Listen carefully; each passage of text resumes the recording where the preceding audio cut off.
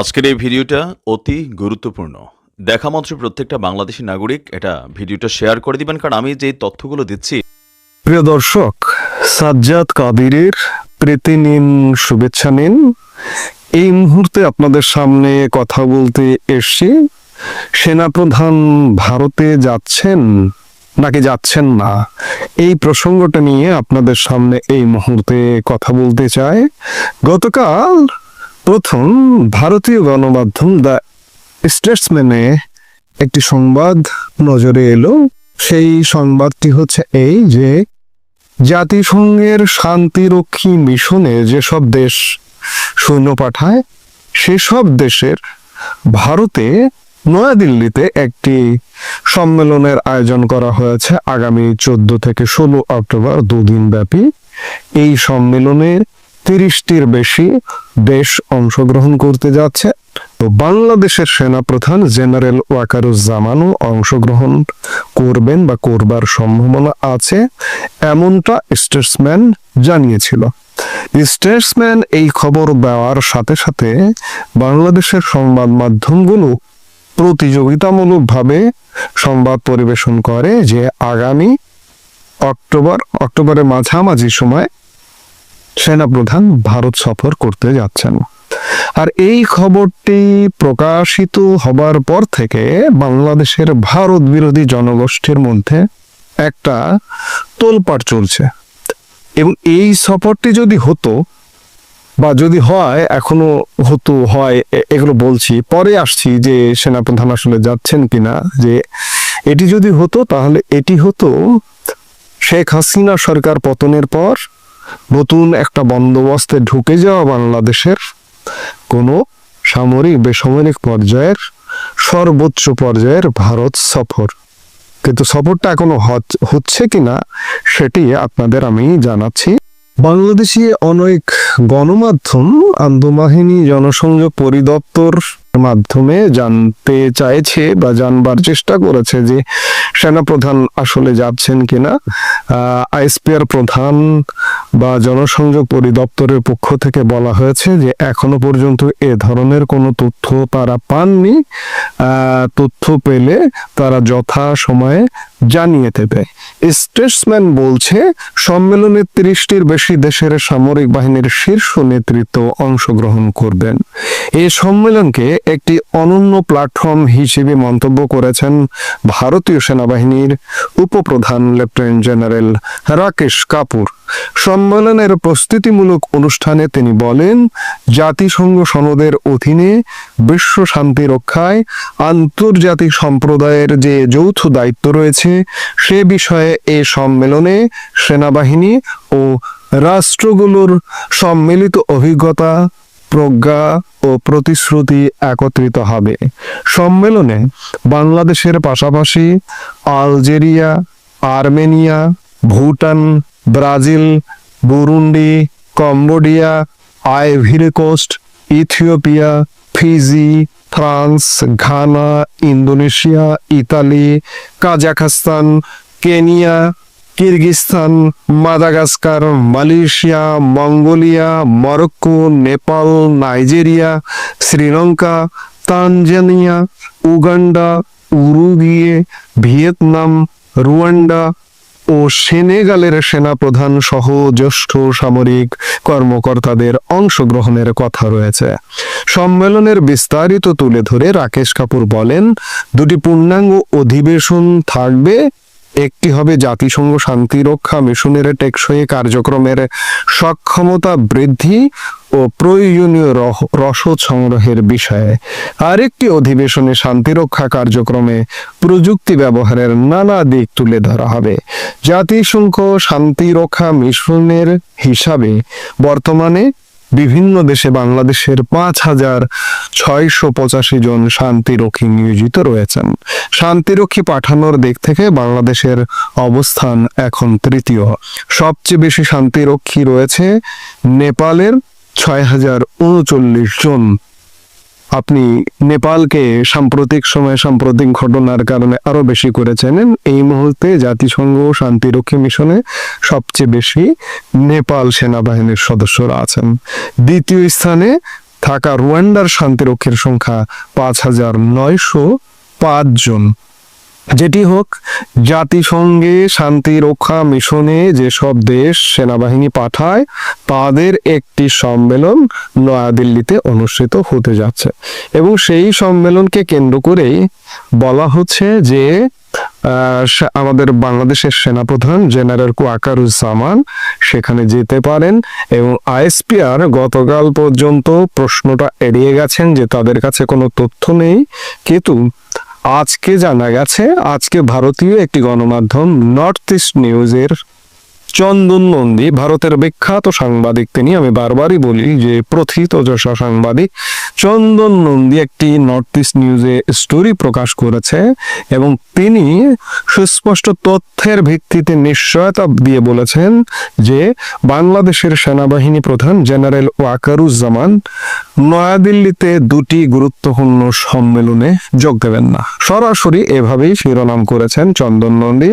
তার স্থলাভিষিক্ত হিসেবে বাংলাদেশ সেনাবাহিনীর GOC ARTDOC lieutenant general Mainur Rahman 13 থেকে 16 অক্টোবর দক্ষিণ এশিয়া সন্ত্রাস বিরোধী সম্মেলন 2025 এবং 14 থেকে 16 অক্টোবর অনুষ্ঠিত UNTTCC চিফস এনক্লেভে অংশগ্রহণ করবেন। অবাঞ্ছিত আলোচনা রোধ করার সচেতন কৌশল হিসেবে বাংলাদেশের সেনাপ্রধান জেনারেল ওয়াকারুজ্জামান সন্ত্রাসবাদ বিষয়ক 3 দিনের আন্তর্জাতিক সম্মেলনে যোগ দিতে নয়াদিল্লি সফর করবেন না। বাংলাদেশের জাতীয় নিরাপত্তা আমলাতন্ত্রের ওয়াকিবহাল সূত্র 3 অক্টোবর নর্থ ইস্ট নিউজকে এমনটা জানিয়েছে। অর্থাৎ গতকাল থেকে আমরা জানছি বা বিভিন্ন সংবাদ মাধ্যমের সূত্র ধরে বুঝতে পারছি যে সেনাপ্রধান জেনারেল ওয়াকারুজ্জামান ভারতে যাচ্ছেন, কিন্তু আজকে নিশ্চিত হওয়া গেল যে সেনাপ্রধান ভারত সফরকে এড়িয়ে গেলেন। এর কদিন আগে আপনারা জানেন যে মালয়েশিয়াতে ইন্দো প্যাসিফিক রিজিয়ন, সোজা কথায় যদি বলি, সোজা বাংলায় যদি বলি, ভারত মহাসাগর এবং প্রশান্ত মহাসাগর পাড়ের যে দেশগুলো, সেই দেশগুলোর সামরিক বাহিনীর প্রধানদের একটি সম্মেলন অনুষ্ঠিত হলো কদিন আগে।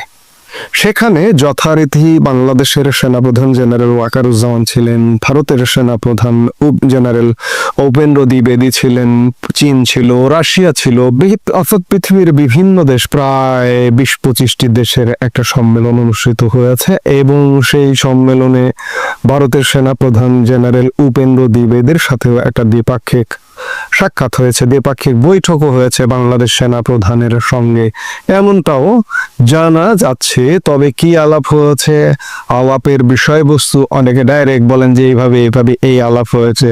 ভাই, 1-to-1 আলাপ হয়, আপনি কিভাবে জানবেন যে আপনি জেনে গেছেন যে আপনি আলাপ? অনেকে নানান কথা, নানান গল্প বানিয়ে নানা রকম করে উপস্থাপন করেন। তবে বাংলাদেশের সেনাপ্রধান এবং ভারতের সেনাপ্রধানের সাথে এই মুহূর্তে দেখা হওয়া বা সাক্ষাৎ হওয়াটা খুবই গুরুত্বপূর্ণ ঘটনা।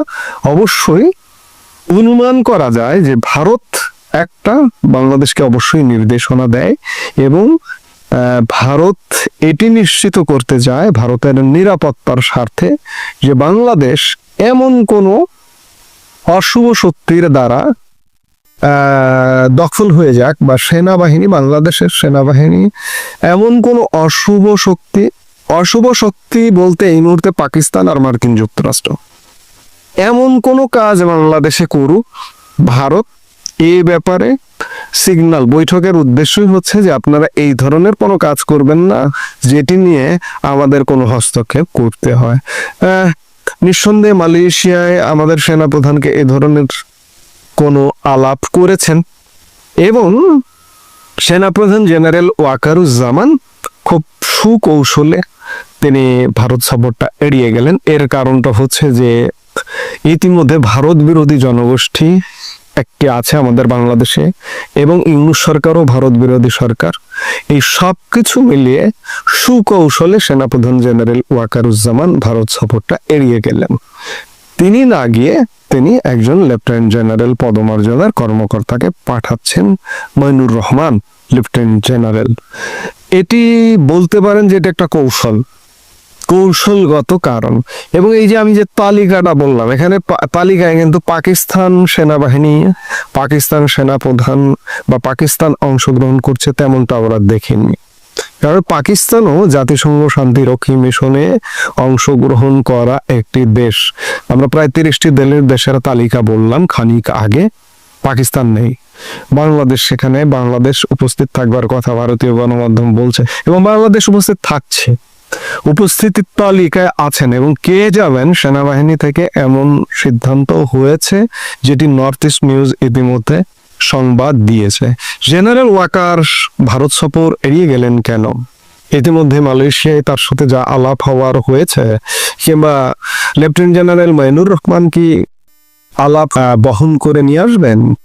অবশ্যই ভারত একটা কথা পরিষ্কার, আমি পরিষ্কার করে বলতে চাই যে ভারত বাংলাদেশকে এমন কোনো কাউকে ব্যবহার হতে দেবে না। সেনাবাহিনী বারবার সতর্ক করে দিচ্ছে ভারতের সেনাবাহিনী বাংলাদেশের সেনাবাহিনীকে, যে সোজা কথা, এমন কোনো অশুভ শক্তিকে ব্যবহার করতে দেবে না বাংলাদেশের মাটি, যে অশুভ শক্তি ভারতের মাটির জন্য হুমকি হয়ে যায়।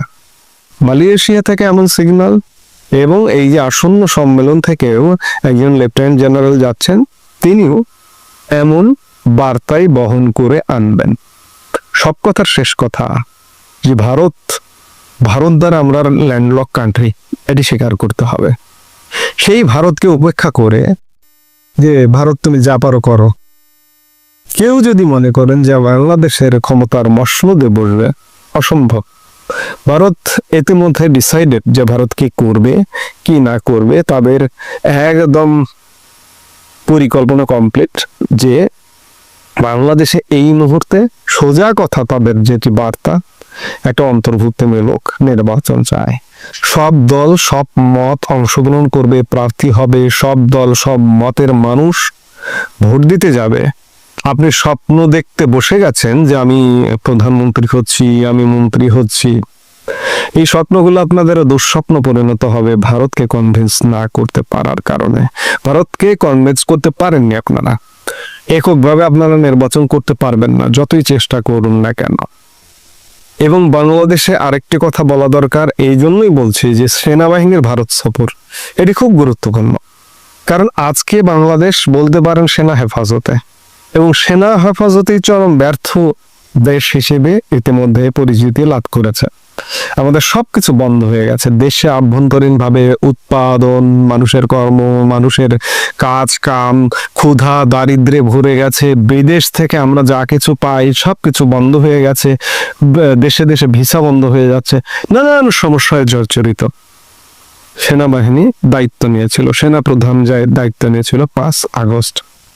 তাহলে দায় সেনাবাহিনীর, এবং এই দায় থেকে সেনাবাহিনীর হাত দিয়ে বাংলাদেশকে উদ্ধার হতে হবে, এবং সেনাবাহিনী থেকেই ওই মেসেজটা আসবে। আজকে যে এই যে সরকারটা আছে, ইউনূস সরকার, সেনাবাহিনী যদি বলে ভাই তুমি চলে যাও, কালকে চলে যেতে বাধ্য হবে। কাজেই পৃথিবীর কেউ যদি কাউকে কোনো বার্তা দেয়, মেসেজ দেয়, সেটা সেনাবাহিনীকেই দেবে।